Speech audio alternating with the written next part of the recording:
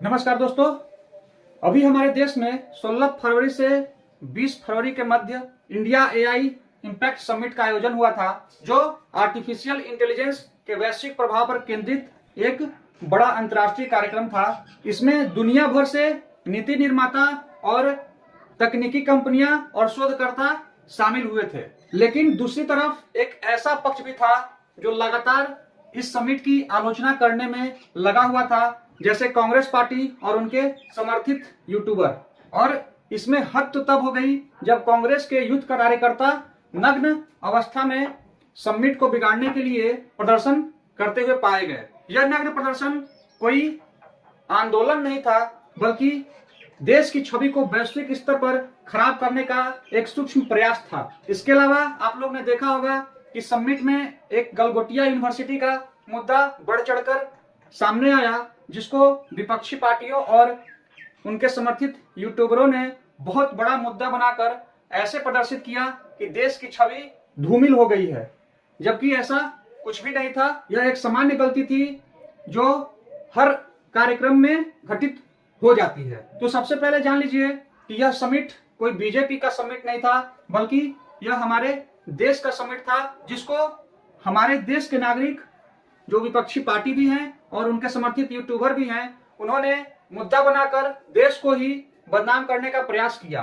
बात बस इतनी सी है कि ऐसे ऐसे समय पर ही यह पता चलता है कि कौन देश के पक्ष में है और कौन देश के विरोध में है। इस समिट में सिर्फ एक सब्जेक्ट के गलती के कारण पूरे समिट को विफल बताना उचित नहीं होगा, और सरकार ने गलगोटिया यूनिवर्सिटी पर कार्यवाही करते हुए उनके स्टॉल को बंद करने का आदेश भी दे दिया था। कांग्रेस पार्टी और उनके सपोर्टर यूट्यूबर ने इस समिट को पूरी तरह से विफल बताने का प्रयास किया है, जबकि ऐसा कुछ नहीं है।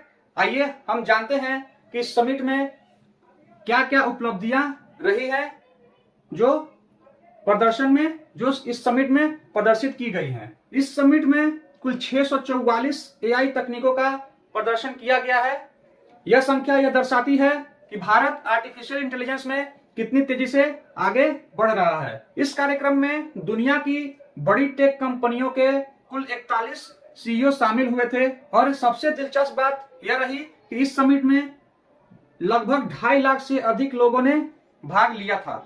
इस समिट में कुल 37 देशों से 326 प्रदर्शकों ने हिस्सा लिया था, यानी यह केवल राष्ट्रीय नहीं बल्कि अंतर्राष्ट्रीय स्तर का मंच था। इस समिट में भारत के लिए सबसे गर्व की बात यह रही कि इसमें भारत के स्वयं के 3 LLM large language model launch किए गए, जो यह दर्शाता है कि भारत अब केवल तकनीक का उपभोक्ता नहीं बल्कि तकनीक का निर्माता भी बन रहा है। इस समिट में भारत के जो 3 लार्ज लैंग्वेज मॉडल थे, उनमें से पहला था सर्वम एआई, जो रियल टाइम बातचीत के लिए उपयोग किया जा सकेगा। दूसरा था जिनानी.ai का वॉइस एआई, जो 12 भारतीय भाषाओं में और केवल 10 सेकंड में किसी भी आवाज को क्लोन बनाकर बोल सकता है। और तीसरा था भारत जेन का परम 2, जो भारत के सभी भाषाओं में कार्य कर सकता है। इसके अलावा इस समिट में हेल्थ केयर एआई समाधान जैसे एक्सरे और MRI की एआई आधारित रिपोर्टिंग, कृषि तकनीक जैसे ड्रोन आधारित फसलों की निगरानी और मिट्टी विश्लेषण का एआई सिस्टम, और साथ ही इंडस्ट्री और मैन्युफैक्चरिंग एआई, साइबर फ्रॉड जैसे डीप फेक तकनीकी पहचान भी शामिल थे। तो यह समिट सिर्फ एक लॉन्च इवेंट नहीं था, बल्कि भारत को एआई इनोवेशन हब में स्थापित करने का एक प्रयास था। तो जितने लोग भी इस समिट की आलोचना कर रहे हैं, उनको यह देखने की आवश्यकता है कि इस समिट में क्या क्या उपलब्धियां शामिल रही। वीडियो पसंद आया हो तो लाइक और शेयर जरूर करिएगा, और सब्सक्राइब करना मत भूलिएगा। मिलते हैं आपसे अगले वीडियो में ऐसी ही जानकारी के साथ। तब तक के लिए धन्यवाद दोस्तों।